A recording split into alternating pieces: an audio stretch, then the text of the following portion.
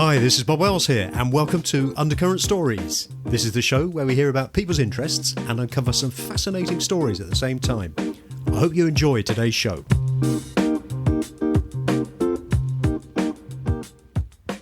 Hello and welcome to Undercurrent Stories. In today's show, I'm delighted to be joined by Barbara Calvano.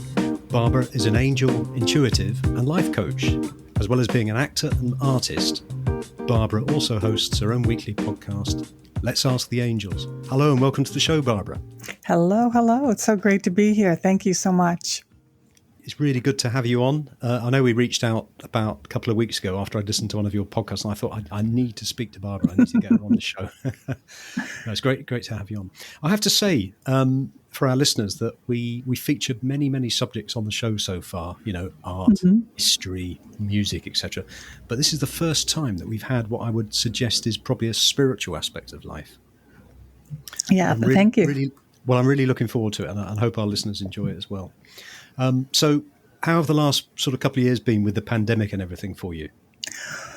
Well, here I live in New York City, and I live very close to what was called the epicenter. So there was a lot of action, meaning a lot of ambulances, a lot of casualties.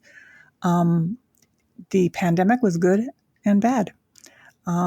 Because of my work, I tend to look for not necessarily reasons, but what would be the spiritual lesson in all of this, and mostly looking at my own life. So I'm an introvert, so I didn't mind not going anywhere, so it's fine. I was like, no problem here. And I took courses online, and so I stayed connected that way. So mostly I looked for any reasons things are happening. So also here in the United States with the pandemic, we had Black Lives Matter, we had an anti-Asian situation happen, and these things are still happening. So those things affected me personally. I'm half Japanese. So I had deep emotional connections to things. I have pets that aged out. They were 18 years old, and they got very ill, and I had to take care of them. And I was glad to be home, 24/7, so I could actually be with them. And financially, we took a loss. I took a loss. My husband's business as a chiropractor took a loss.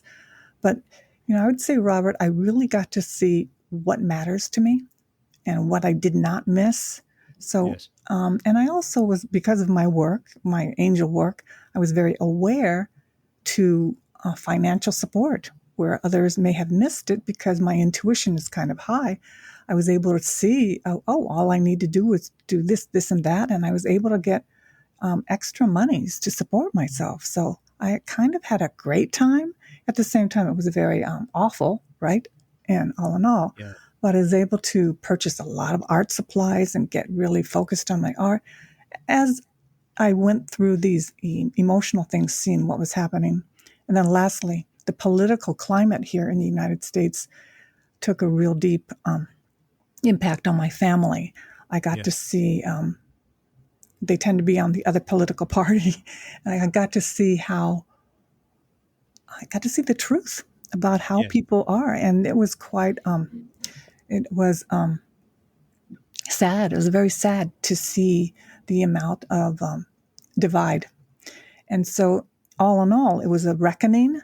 It was a very awesome reckoning. And again, because of my work, I tend to see what was and what can be the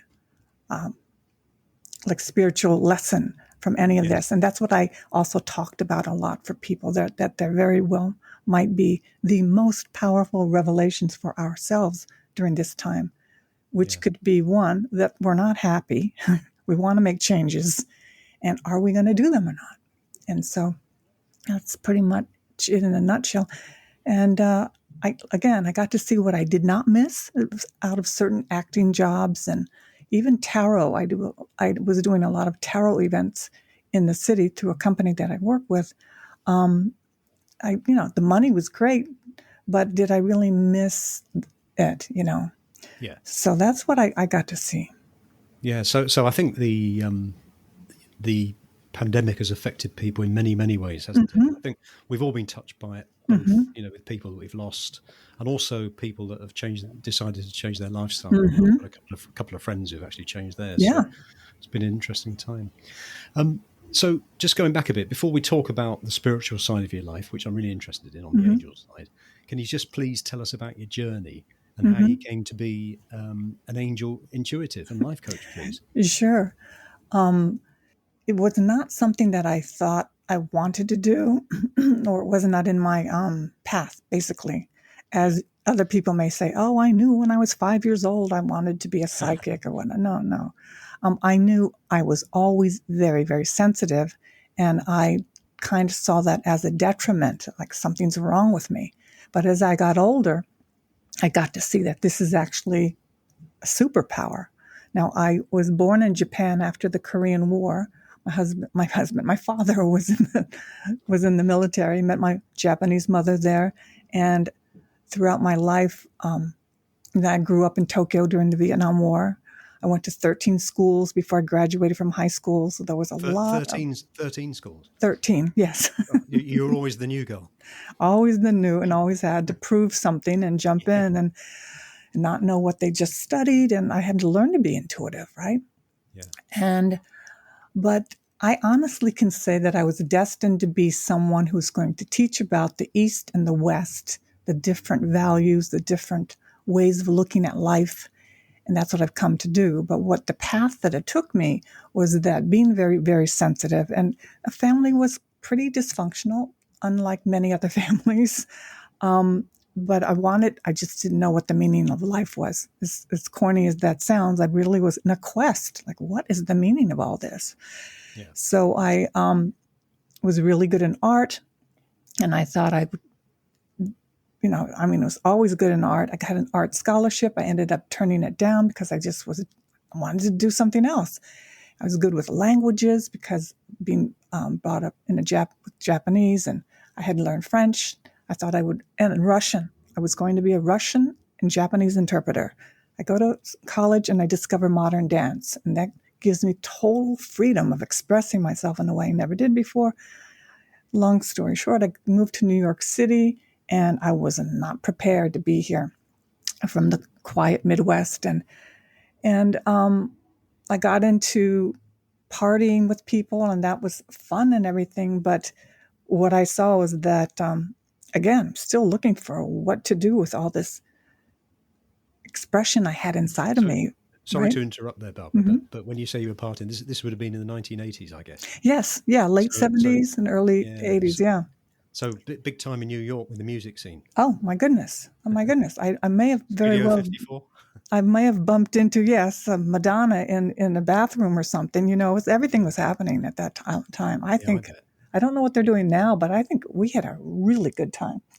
So yeah, we had the Mud Club, the Pyramid Club area, the Tunnel. I mean, it was just nothing to go and party all night, and then go to work in the morning or whatever. And so, but me being sensitive, meaning I was very healthy because I was a performer in college, I knew that was going to be the death of me if I continued that. So I started searching, and I found a meditation group that I connected with. In fact, a spiritual teacher. I did a lot of deep, meditation. And then I took personal development courses that are now still ongoing in the world. Something called the EST training, which was pretty radical at the time.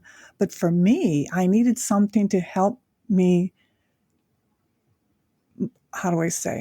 put away the past, which was as great as it might have sounded, with all the traveling and everything. I lived in Japan a lot, and I did get to see the Beatles in 1966. You saw the Beatles? I saw the Beatles at the Tokyo Budokan when I was 12. And for me, that was a mystical experience because it came out of nowhere. My family didn't have a lot of money. I wanted to see them. I told my mother, and before you know it, me and 3 other classmates had 7th row tickets at the Budokan. We were on the side of George Harrison. Now, this came out of the blue. So that was like the beginning of, in the midst of being really depressed and unhappy, I can create magic. And so that was I just knew it.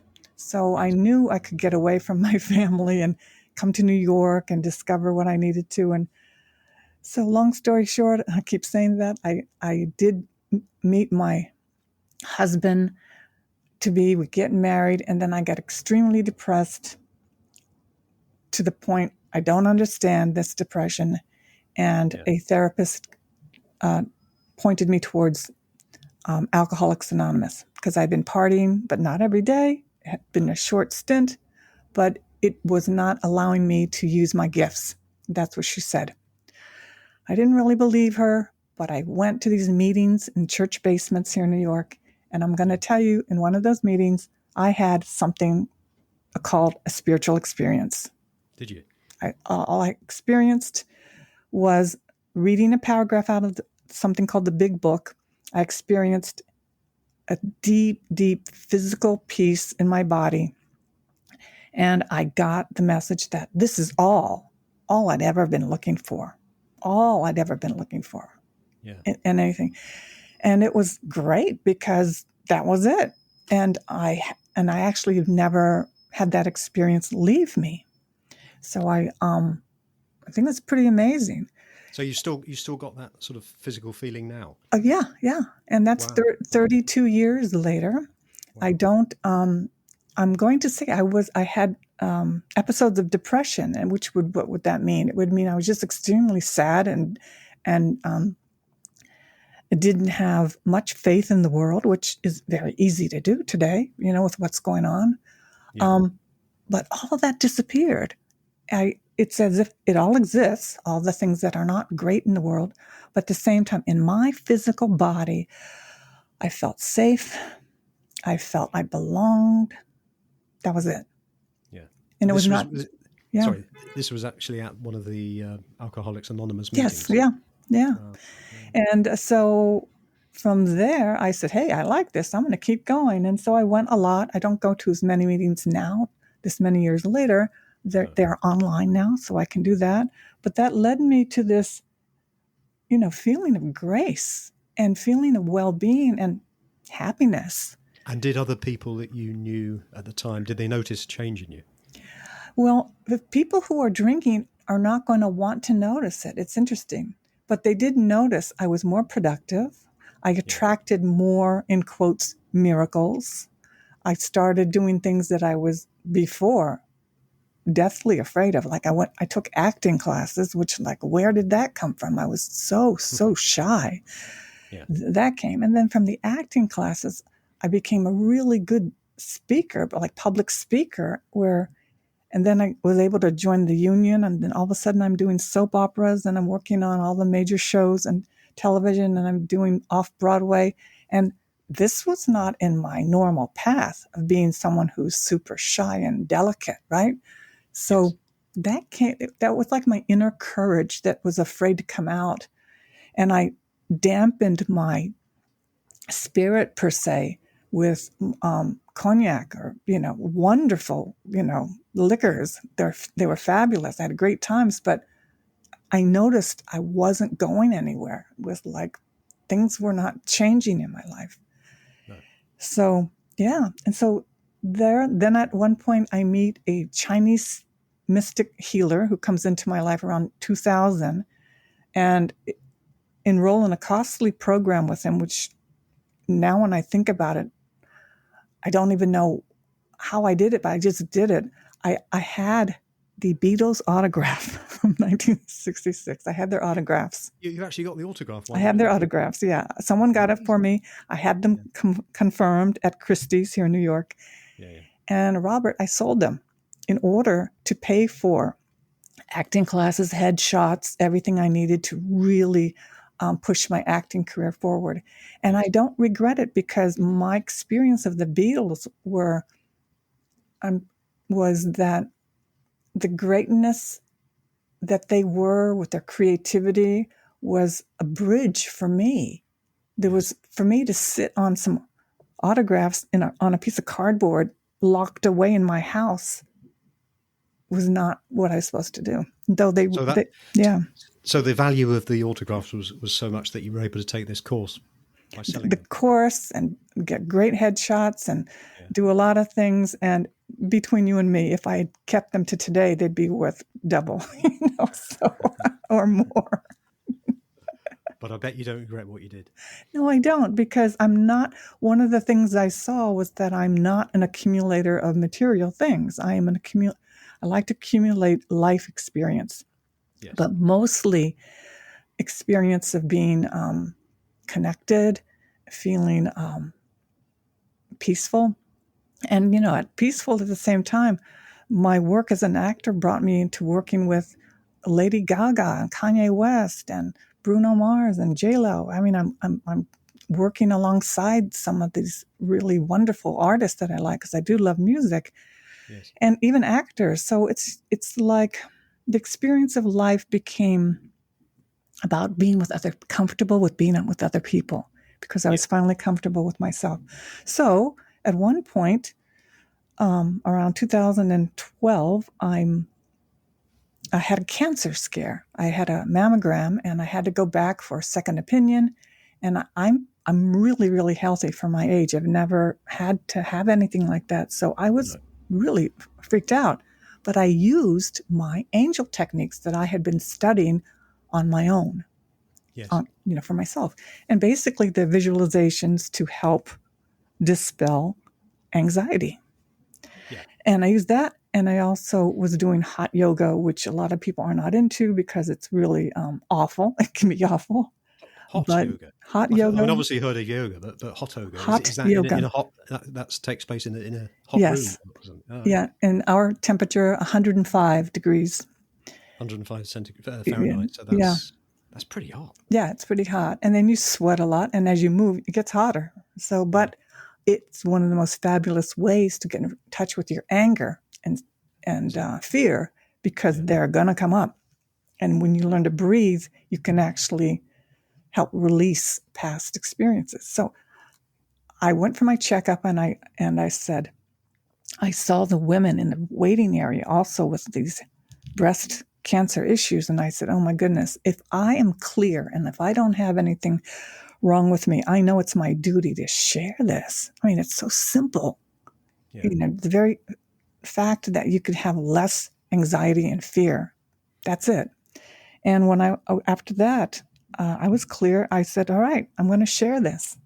And that's basically how it all started. I had no other agenda about teaching people the right angels or the this or that, the history of them. It's basically how to be in your body in this world with peace. Mm-hmm. Yeah, sorry to interrupt there. In the technique that you used for relieving some of the anxiety and everything, do you think that actually had a positive effect on facing up to the disease and actually reversing it? Sure. Right. No, again, I didn't have the cancer. I had I had a possible tumor, but even that today freaks people out. Just the fear of I might have cancer, or all the fears people went through during the pandemic. Pure terror, basically. Yeah. So when actually in preparing for this today, what I saw was that my main goal was teaching people to experience angel energy and then choose whether or not they want more of it. Because I would say the possibility of it is to have, it's almost like a superpower. You have this ability to have mastery over your anxiety. And that's without any pills or potions or anything. And my husband being a chiropractor for 35 years, we're into having a lifestyle without taking unnecessary medications. Yes. And that's interesting. So just before we talk about the angels, which I'm itching to get onto, you mentioned about your acting. What you mentioned you've been in some soap operas, some films. What sort of films have you been in? There's a film that's Russell Brand remade called Arthur. Yes. He did that. Right. And I worked on that film, and I am the Asian Hobson. So I actually play Helen Mirren's part, but I'm an Asian person. And I don't have any lines, but I'm a featured person. You see me walking and actually wearing her clothes. So it's kind of interesting. I'll have to look out for that. But so no major parts, but I've been in The Interpreter. I worked alongside Nicole Kidman as the French interpreter because, so I spent time with her in that. And then here in New York, in the United States, we had daytime soap operas for many years. They've all been canceled. But I immediately got jobs to work on them. And basically, you're in hotel rooms or you're at party scenes and whatnot. But all of a sudden, I had a regular paycheck and having fun. And that went on for a good 15 years until I got a little older. And then you're like in a different age group. And I'm not quite a gray-haired person yet. So so perhaps in another 10 years. Yeah, I'll be making money in the next 10 years, right? and the art is the other sort of passion that you've got, isn't it? Yes. So the art is quite interesting because in my life also follows along with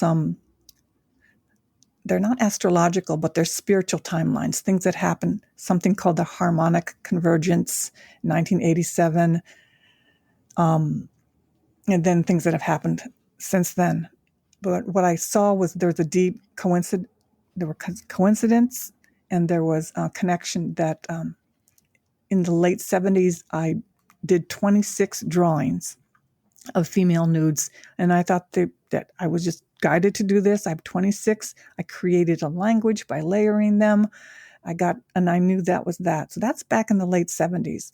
Come around to today, what I see was that I was actually guided to create a language, a light language, meaning when you put these different images together, they will evoke a particular vibration, emotion, and most of them all for feeling enlightened and peaceful.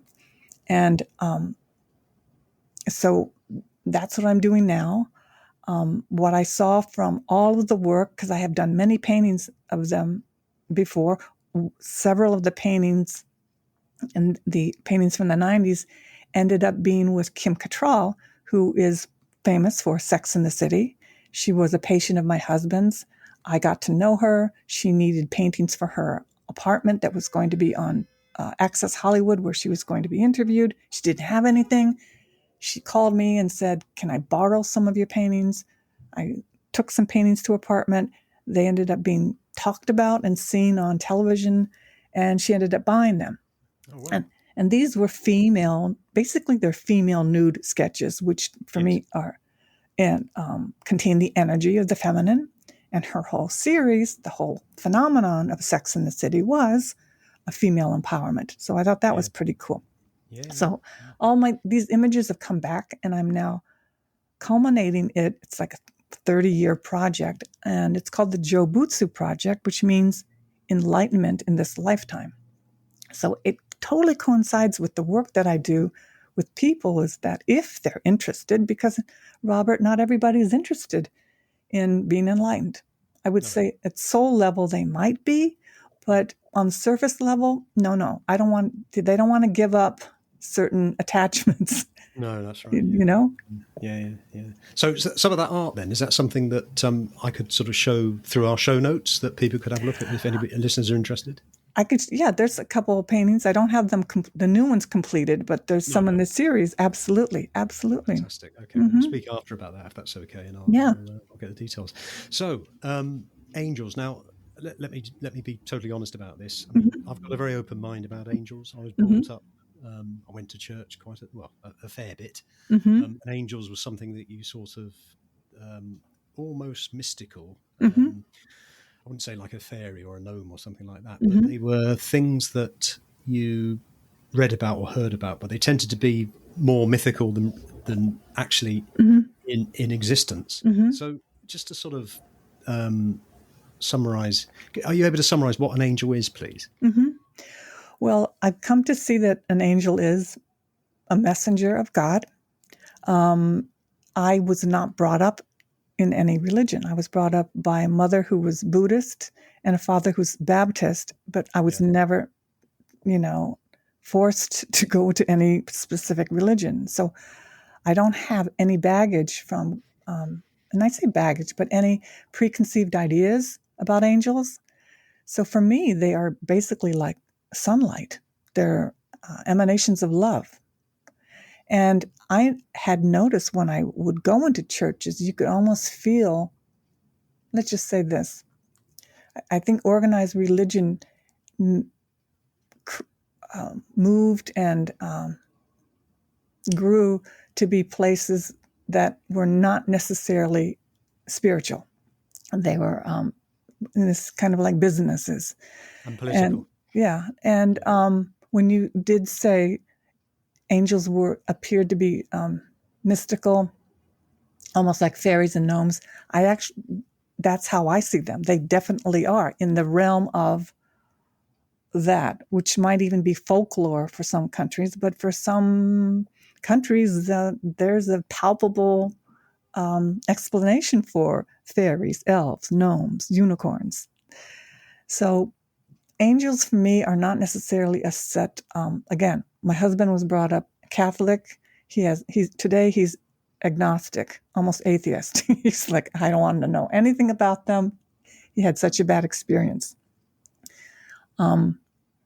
Robert, an immediate connection I personally had with angels was when I went to the Episcopal Church here in New York. Yes. St. Thomas, which I ended up being a lector for, which that came out of nowhere. All of a sudden, I'm a reader at these high services in this big church here in New York. Yeah. I heard the Men and Boys Choir.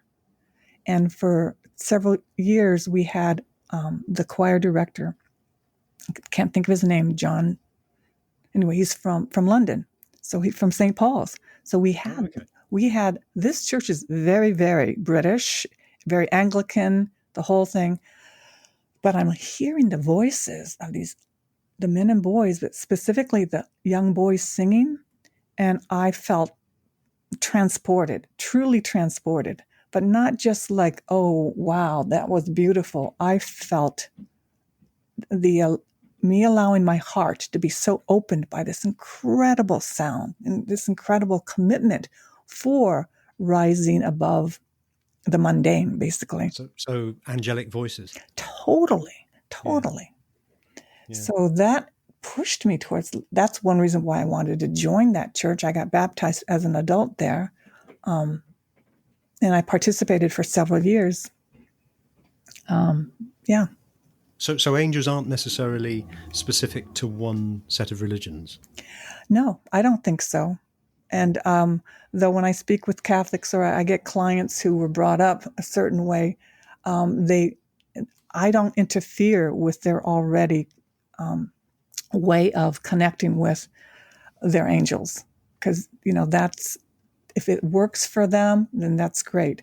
But not just the Christian religions, but I think all the religions of the world have some type of ascended being, deities that they work with as if they're assistants or support, true energy support for us.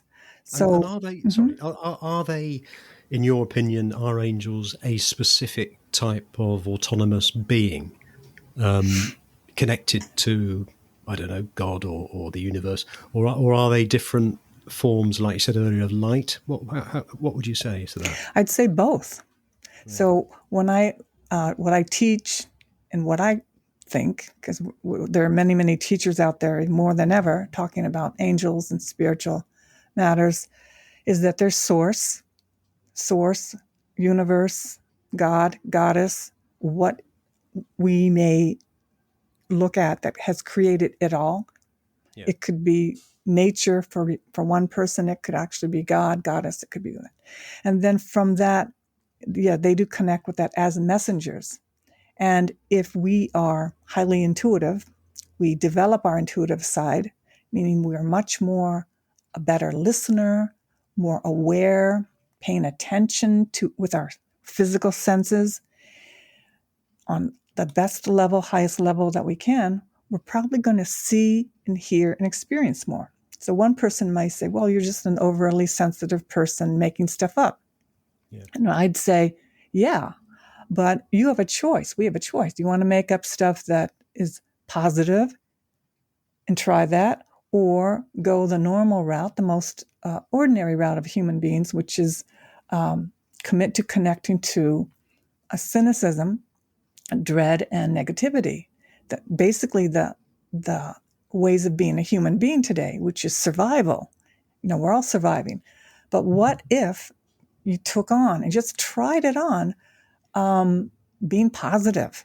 And that just, being positive could actually get like and people will laugh at people that, well, what does being positive do for you when this, and that's happening?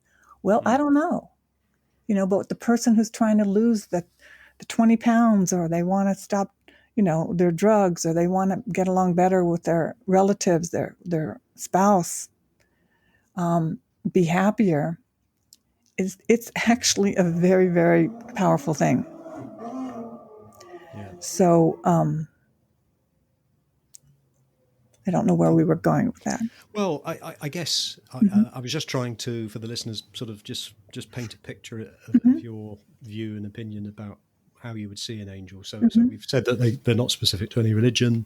They can be a positive energy. They are a type of being or a force. And some people might even see them as a 3D person, but they tend to be, I sense that they're more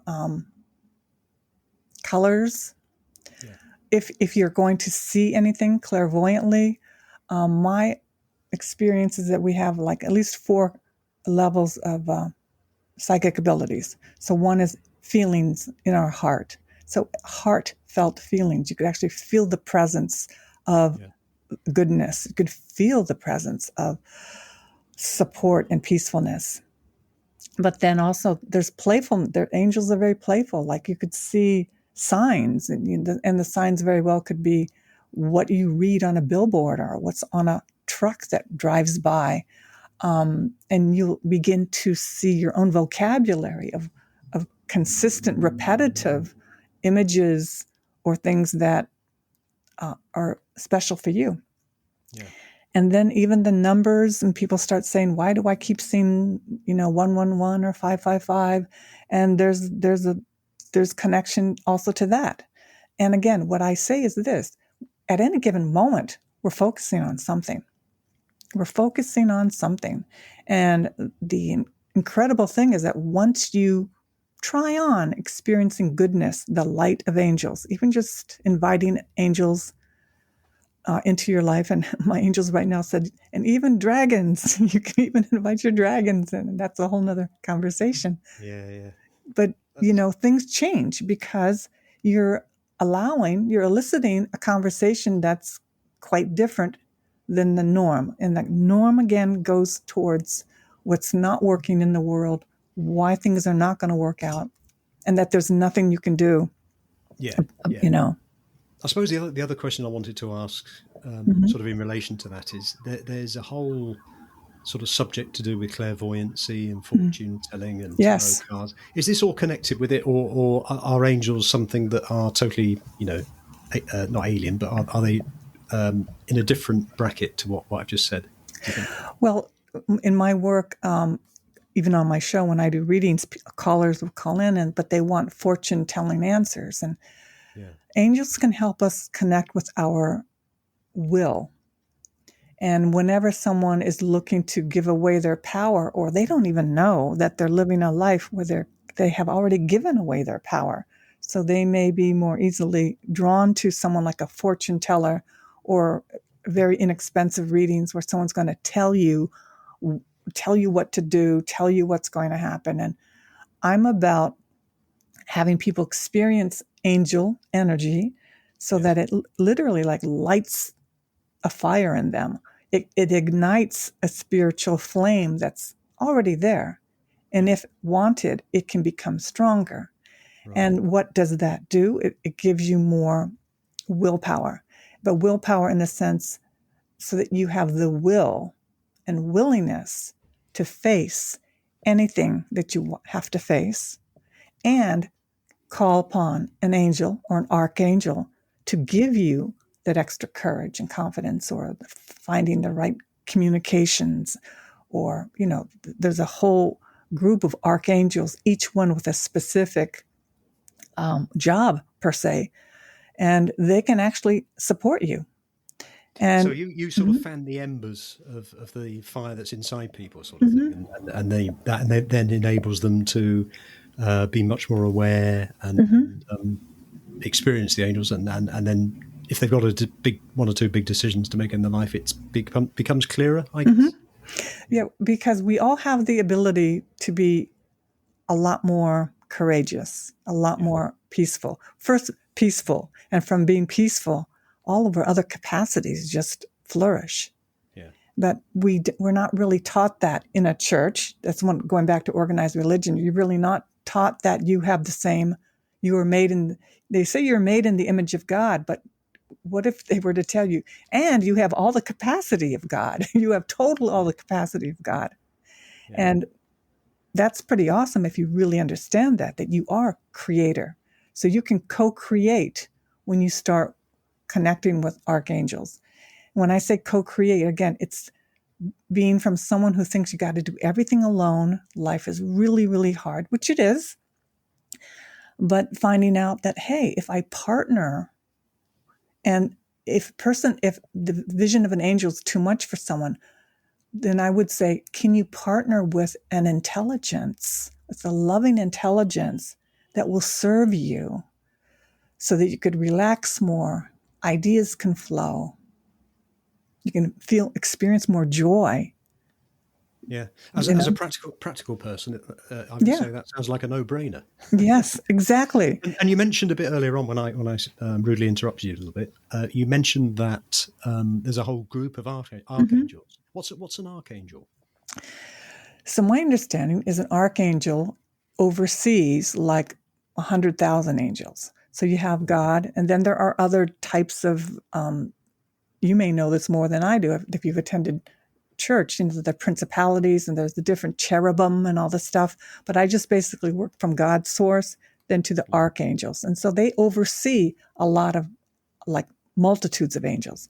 So they're given a special role, and many of the most popular is Archangel Michael, who gives us the courage, confidence, and strength. And he has a sword, a white light, beautiful sword that can cut what we call our etheric cords. Cords are like energy connections between ourselves and things that no longer serve us. So they're like tiny surgical tubes. It's like energy connections between us and the past. People, places, employers, anything that doesn't serve us. So he can actually clear that. And then we have Raphael, who helps us with our health. And I worked with him a lot during the pandemic. We have Gabriel, who helps us with communication, words, writing, publishing, the arts. And then we have these others. I work with the basic 12, and there are others even. Are they all male, these angels? They're androgynous, but I may use words like he or whatnot. They may have more of one quality than the other. And when did sort of people first discover somebody called Michael or Raphael, for example? I'm not sure. I am not sure. When I work, I'm studying, and when I work with clients, I can work with them on, how do I say, advanced techniques of angels, and then also with simpler and basic life coaching. But I'm working and studying the times of Atlantis. So that we're talking many, many hundreds of thousands of years ago. Yes. So in record, I don't know when it was ever written, but in my studies and work is that time doesn't exist. So it's, so it's. And I guess these sort of names or characters and that they've sort of just gone through history. Haven't necessarily been written down all the time, and been passed from person to person who has a fascination and an interest in angels. Yeah, there are some people who've studied the Bible a lot more than me, who know of the specific angels that are mentioned in the Bible, and the ones that walked on earth before they ascended, like I think Metatron, there are things like that. And I'm moving more towards simplifying this work so that it's energetic support for people. And yet the more detailed information does exist, and yet people can benefit without having to know all of the history. One of the things that was told to me is that what I went through to get healed, to really clear my past and to really, I spent money and hours. I did a lot of work, but people who are being born on the planet now have much less karma, and that they can receive this energy quicker. They can get to work with it quicker, and they don't need to go through 30 years of, searching for their soul. Yeah. And do you think there's becoming more of an interest in angels? Mm-hmm. You think? Yeah. And what we see, we could look at the world right now, look at the news, and we can say, hey, there's like even in my home country of Japan, North Korea flew these jets over, like right where my family lives. I saw that. Yeah. Right. So things are like bubbling on the one hand. At the same time, there's a reciprocal thing happening where the light is actually getting stronger and stronger. And what do I mean by the light? More and more people ready to connect with, in quotes, a positive outlook for the world. It's already part of the plan. And I'm not into conspiracy theories or any of that, which some of my colleagues can easily segue into. I'm not. I'm into the practical, and I include what's going on, and I'm not hiding from anything. But I think people are, and because of that, the world is, in my opinion, it's going to work out. Things are going to work out. And what has to happen is happening. Everything that has been out of balance, is showing itself. And it's all correctable. Even climate change, which is not easy, but we are making headway. But there's, what we're seeing is the ignorance, and I don't like to use the word dark forces, but the ignorance of history of man and women is holding on tight. It's gripping on tight.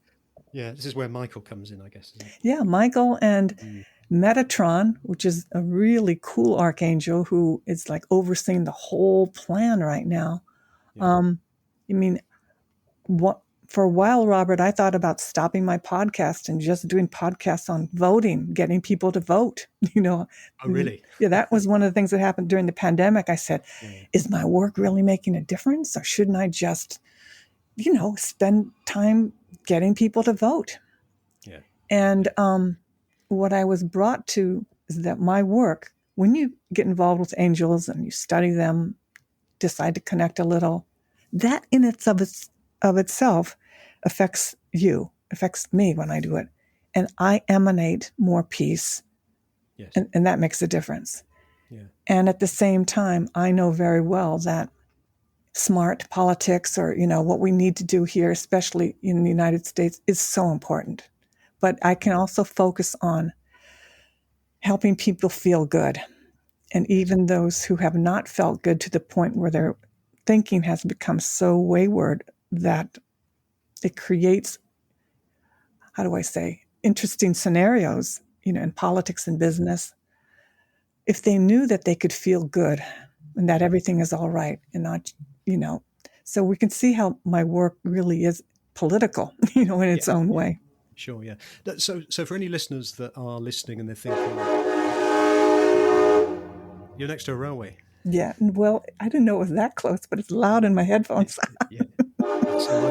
Oh my goodness. That's a real American train sound. Yeah. Like something out of a film. What I was going to say, but if there are any listeners who are skeptical about this, however, but they might sort of deep down think, that sounds interesting. But I'm very busy, I work 12 hours a day and all the rest of it. Is there any way that you would suggest that they could perhaps sort of find a bit more out about, could they experience something? Is there a way that they could experience it at all? So if someone is skeptical, that means they at least had a thought about it. I would say just have the second thought And what I tell people, if you can talk to an angel, your angel, everyone has at least one guardian angel or two from birth. You can just speak from your heart, your mind. If you want to speak out loud at home, you can just begin the conversation.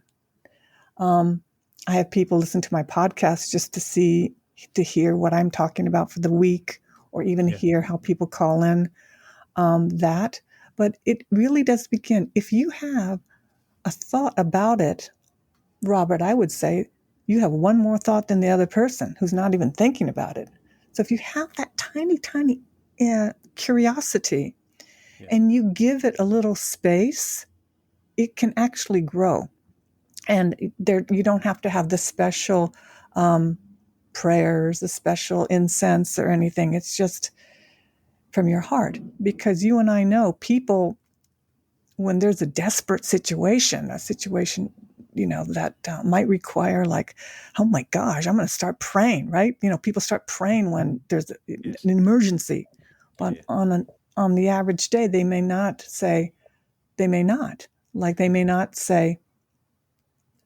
given the situation of the hurricane in Florida or down there, or even in Ukraine, I'm going to connect with an angel. Angel, please be with me today. Help me find some peace with everything that I see in the world, And it's really about, I think you would agree with me, what we get back in the world often is the questions that we're willing to ask, right? So if you just ask the question, right? Mm-hmm. And that will bring something. And here's the other thing that I came with in the past few months, really. It is no small thing if a person has an interest in angels. It's not like an interest in new wallpaper or a new car or new beer. It's like if you've been drawn to thinking about the angel, that means your angel's been nudging you. That's a sign like, hey, they're knocking on your door. They'd like to get to know you. Yeah. How would I tell? I would say this is like getting an intravenous vitamin. You're going to get a jolt, access to energy that you may have dreamed of. Yeah. And you obviously have your podcast, which talks about, and I'll put that on the show notes if you don't mind as well. And you also work with clients one-to-one. I work with clients one-to-one. And I don't, I kind of go under the radar with my just branding on social media because I don't want to attract, in my work, there can be a lot of variety of people who are in tarot and all that. And because I'm not into witchcraft, I'm not into that. And there's a place for everything. So I tend to call my work B. Calvano Coaching. And that's also my website, so that I cover the umbrella of being coached or mentored in this world today. And if someone wants to learn more about even how to read angel cards or how to do oracle card readings, I can help with that. Help people get started in what we call a spiritual-based business, which may not have the same parameters, even like as a regular business. It's a couple special things that we can do that can have us connect with our new clients and get our work out there into the world. Yeah. And you mentioned, was it oracle cards? Mm-hmm. How do they work? Well, so oracle cards are interesting because you could say, well, they're just a bunch of pieces of paper, right? We got their cards, cardboard. What of it, But as this has been going on for thousands of years, where cultures have used coins or runes, they've used sticks and stones for translating information. I was going to say foretell the future, but I'm not going to say that. No. The intent of the author with the artist, with the words they choose on the specific cards, have almost they have a frequency, they have a vibration. Yes. And you could play with this. I would tell anyone to, if they're really curious, get a pack of oracle cards, which are not like tarot cards, which have specific designations. This, depending on the author, could be about working with crystals or flowers or any number of things, color. Yeah. Yeah. But the frequency your frequency will show up. The card matching your frequency, my frequency, will actually show up right there on the table. It'll show up. It's uncanny. And I didn't really trust it at first. I said, well, I'm drawn to it, but I need to see some evidence. And then upon doing some readings, all of a sudden you'd say, oh my gosh, I don't know what they say, but I relayed the information to the person and the client. And then they say, that's exactly what's going on. I'm here at home taking care of my mother because she's elderly. Yeah. And Robert, the confirmation of this invisible frequency, right, does something for people. It helps them see that, it helps them trust their own invisible energy around them. Yeah. And that's something in our culture, at least here in the United States, it's not a trusted thing. In other cultures, they totally almost worship the invisible. They really are in alignment with the natural world. Mm-hmm. And I guess that's because those people have, they're fortunate enough to have a situation where they're not quite perhaps as busy, not in that race as much. They've got more time to actually consider these things, experience them. Yeah, a lot of people in the West are rushing around, aren't they? In an ever-increasing cycle of busyness. Well, that's the consequence of the modern world, which at the same time, we help the other parts of the world with what we're able to create, and support the other part of the world. But at the same time, if we lose touch with nature, then there is a consequence. And that's one of the ways to help nurture your angelic connection is go into nature or bring a plant into your home. It's funny, actually, you should say that, because I know every time I go for a walk in the forest or in the mountains or whatever, I feel great. Yeah, and I think most people do, don't they? Totally. That became my Sunday practice with my husband. We would go to the botanical gardens nearby here and just walk and take photographs of flowers. But I really wanted to see if this would work, because I was taught this about 12 years ago. That and just being an observation in nature, walking amongst the trees, wherever you can. Even here in New York City, we have some gardens.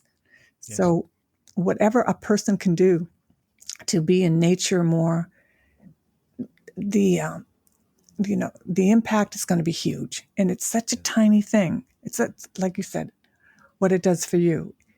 And that's no small thing. It really, really, really works. Yeah. So what other projects do you have coming up, Barbara? Well, I have an oracle deck that I've been working on, and I need to get going, and it has to do with orchids. I'm not an orchid plant grower, but years ago I was told about this, orchids, that each orchid has its own particular voice. I don't talk about it a lot, but it's time to get it going.